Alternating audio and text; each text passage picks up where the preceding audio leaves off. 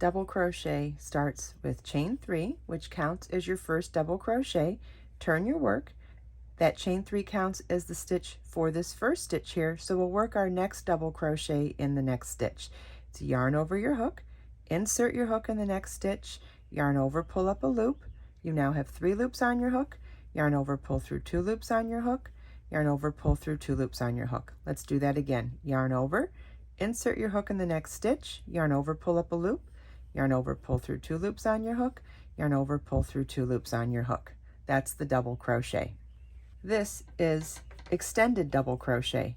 We start a row with a chain 3, which counts as our first stitch. Turn our work. That chain 3 counts as the stitch over the first stitch here, so we'll work into this next stitch. Extended double crochet is yarn over your hook, insert your hook in the stitch, yarn over, pull up a loop. We now have 3 loops on our hook. Yarn over, pull through 1 loop on your hook, yarn over, pull through 2 loops on your hook, yarn over, pull through 2 loops on your hook. Let's do that again. Yarn over, insert your hook in the next stitch, yarn over, pull up a loop, yarn over, pull through 1 loop on your hook, yarn over, pull through 2 loops on your hook, yarn over, pull through 2 loops on your hook. That's extended double crochet. This is linked double crochet. The row begins with a chain 3, which counts as your first stitch. Turn your work. That chain 3 counts as the stitch over this first stitch here, so we'll work in the next stitch. And we're going to insert a hook into the second of those chain 3s, yarn over, pull up a loop, insert our hook in the next stitch, yarn over, pull up a loop. We now have 3 loops on our hook, yarn over, pull through 2 loops on your hook, yarn over, pull through 2 loops on your hook. Notice that horizontal bar in the middle of that last stitch made. We're going to insert our hook into that bar, yarn over, pull up a loop, then insert our hook into the next stitch, yarn over, pull up a loop, yarn over, pull through 2 loops on your hook, yarn over, pull through 2 loops on your hook. We'll do it one more time. Insert your hook into the vertical bar of the previous stitch, yarn over, pull up a loop, insert your hook in the next stitch, yarn over, pull up a loop, yarn over, pull through 2 loops on your hook, yarn over, pull through 2 loops on your hook, and that is linked double crochet. Next, we'll do back post double crochet. Chain 3 counts as our first stitch. Turn our work.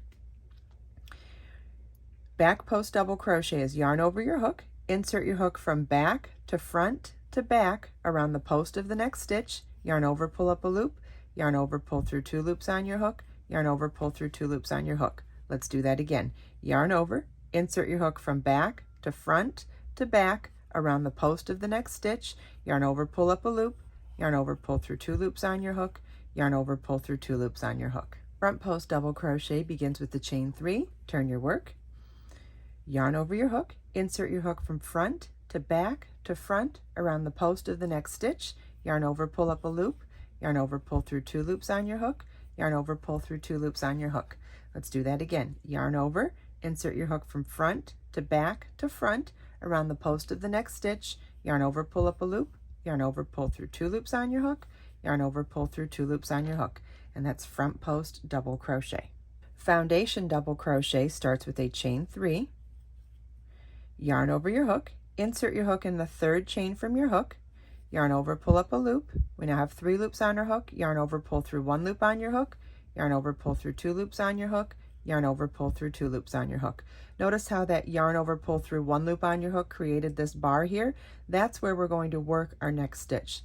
Yarn over, insert your hook in that bar made at the base of the last stitch, yarn over, pull up a loop, yarn over, pull through 1 loop on your hook, yarn over, pull through 2 loops on your hook, yarn over, pull through 2 loops on your hook. Notice we made another bar at the base of that stitch. That's where we'll work our next stitch. Yarn over, insert your hook in the bar, yarn over, pull up a loop, yarn over, pull through 1 loop on your hook, yarn over, pull through 2 loops on your hook, yarn over, pull through 2 loops on your hook. And that's foundation double crochet.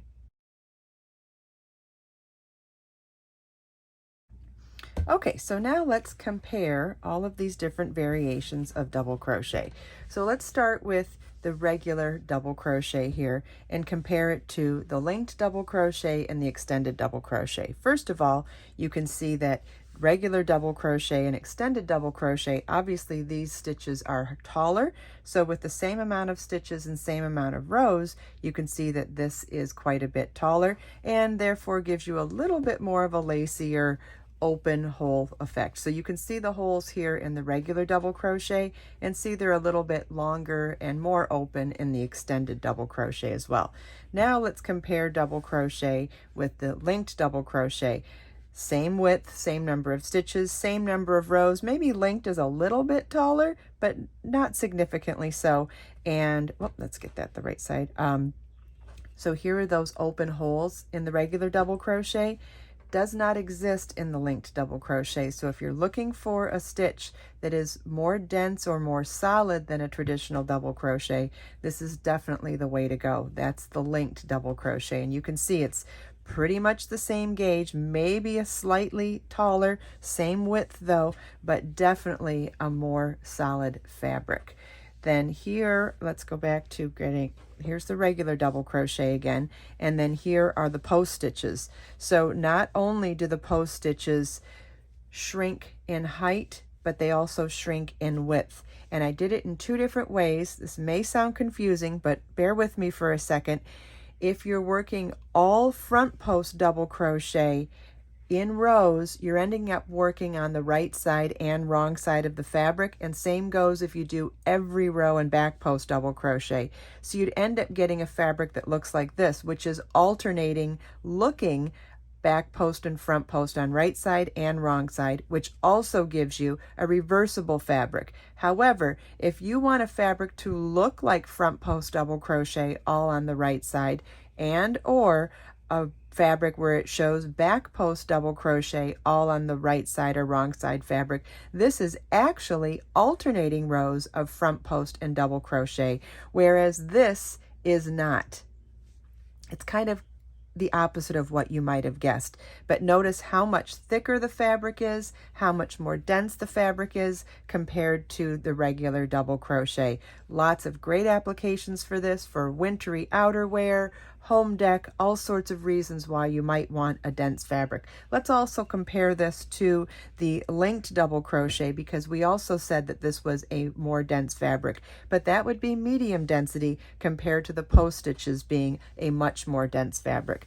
Then the last stitch I wanted to compare for you is the foundation double crochet, and this is where you work your first row of double crochet without having to start with a base chain first. And I wanted to show you how much wider it ends up being. So that chain at the beginning of your row doesn't have a whole lot of stretch to it, but the foundation double crochet does. So it's a great option if you want your edge to be a little stretchier than a traditional chain edge. Follow the link in the video description to get much more detailed information, including how to work all these stitches and some more compare and contrast between all these different variations of double crochet. And leave a comment in the video and let me know which ones you like and for what types of projects. I hope you enjoyed this video. If you have any questions at all, please feel welcome to leave them for me in the comments. And if you check out the video description, I've provided links for everything we talked about in this video. Let us make time to create, share, and inspire today and every day. I'll see you in the next video.